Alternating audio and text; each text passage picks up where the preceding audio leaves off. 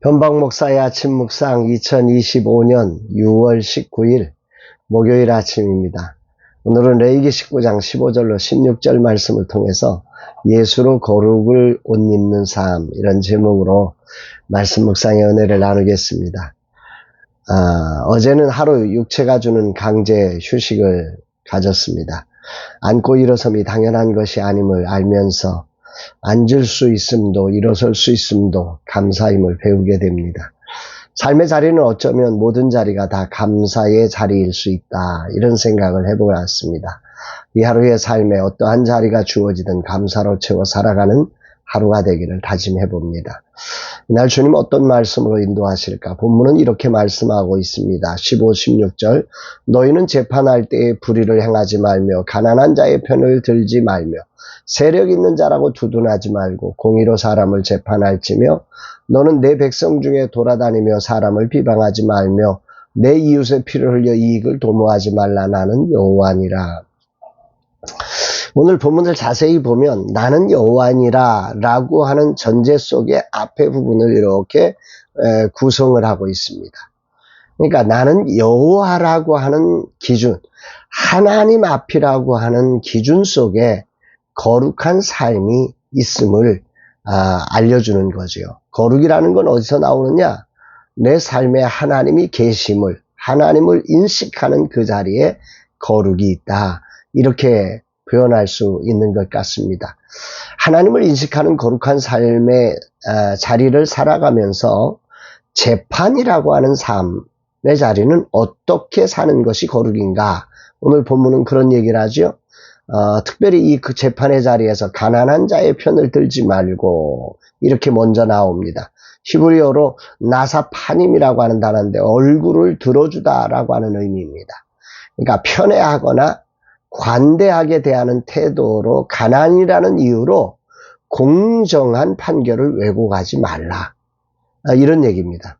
또 반대로는 세력 있는 자라고 두둔하지 말고 라고 하는 단어도 쓰고 있는데, 세력 있는 자의 얼굴을 존귀히 여기지 말라는 뜻입니다. 세력이 있다는 이유로 두려워하거나 지나치게 존중하지 말고 있는 그대로 대하라고 하는 것입니다. 그러니까 하나님이 요구하시는 정의는 사회적 약자든 강자든 그 어떤 사람도 편애 없이 하나님의 기준인 공의에 따라 이루어져야 한다는 선언입니다. 이것은 철저히 하나님의 성품인 공의를 반영하라는 것이요.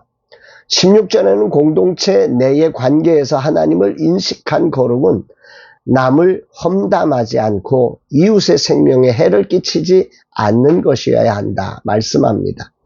공동체 간의 신뢰와 생명이 존중을 받도록 하는 것이 거룩이라고 하는 말이죠.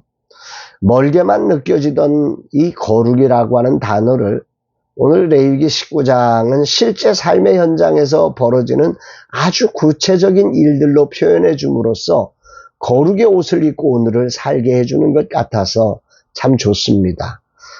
신학자 고든 웬함이라고 하는 사람은 레위기 19장을 구약 윤리학의 최고봉이다, 이렇게 불렀습니다.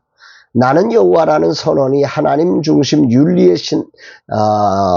신학적 토대임을 분명하게 자리매김하면서 거기로부터 거룩이 나오는 구약 윤리학의 최고봉이다, 이렇게 생각한 것 같습니다.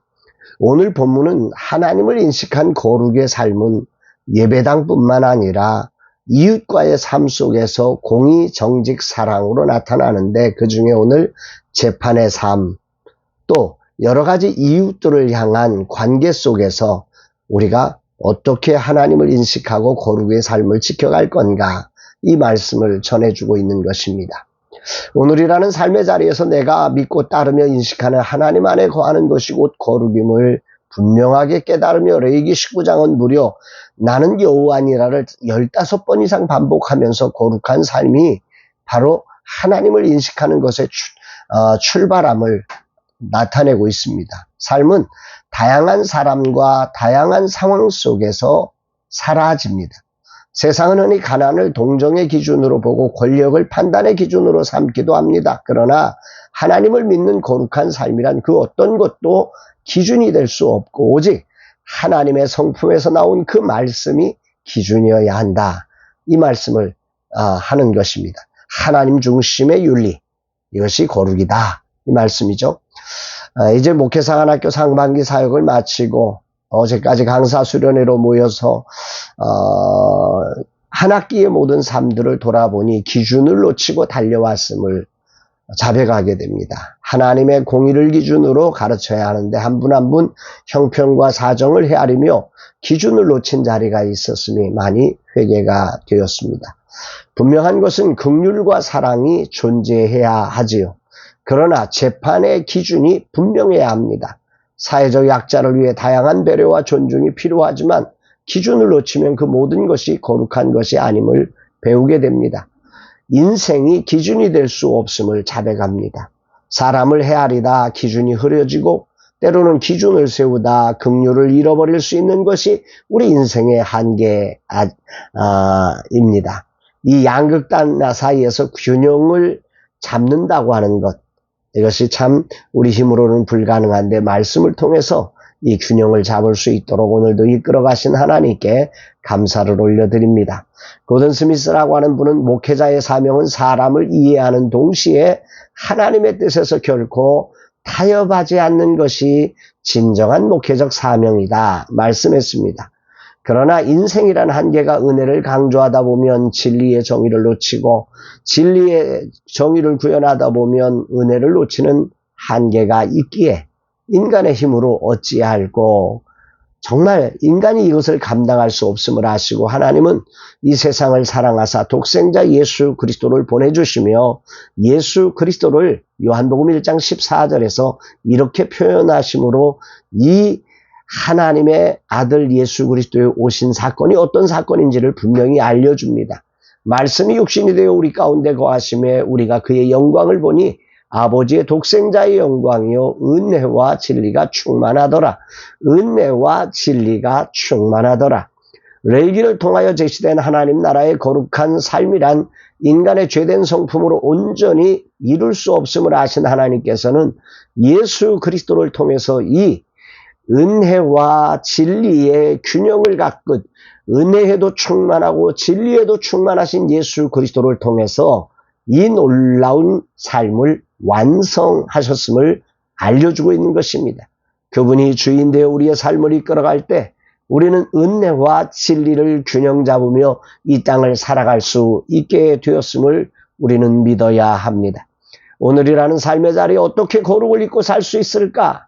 내 의지와 노력만으로 은혜에 빠져 정의를 놓치고 반대로 정의를 붙들다 은혜와 긍휼을 놓치는 존재일 수밖에 없습니다. 그러므로 우리 인생이 이 둘을 균형 잡으려면 오직 예수 그리스도를 옷 입을 때만 우리는 거룩한 삶을 따라 은혜와 진리의 균형 잡힌 삶을 살아갈 수 있게 되는 것입니다.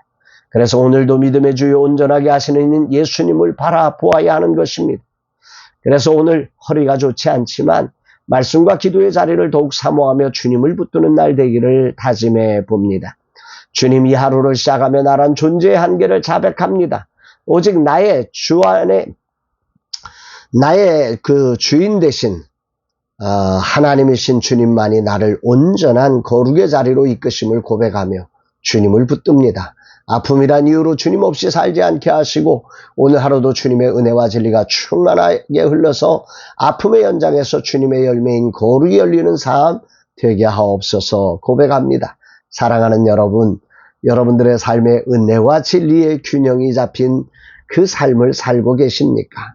우리가 율법을 아무리 지키려 해도 우리 인생으로 그 율법 은혜와 진리를 균형 잡지 못하고 한쪽으로 치우치는 가난해서 치우치고 힘이 있어 치우치고 하는 우리 안타까움의 모습을 위해서 은혜와 진리가 충만하신 예수 그리스도를 우리의 구원자로 보내신 하나님을 찬양하며 이 주님 의지하고 오늘도 우리의 삶에 은혜와 진리의 균형 잡힌 참된 신앙의 삶이 되어지는 그래서 하나님이 영광 받으시는 거룩한 삶 되기를 주의 이름으로 축복합니다.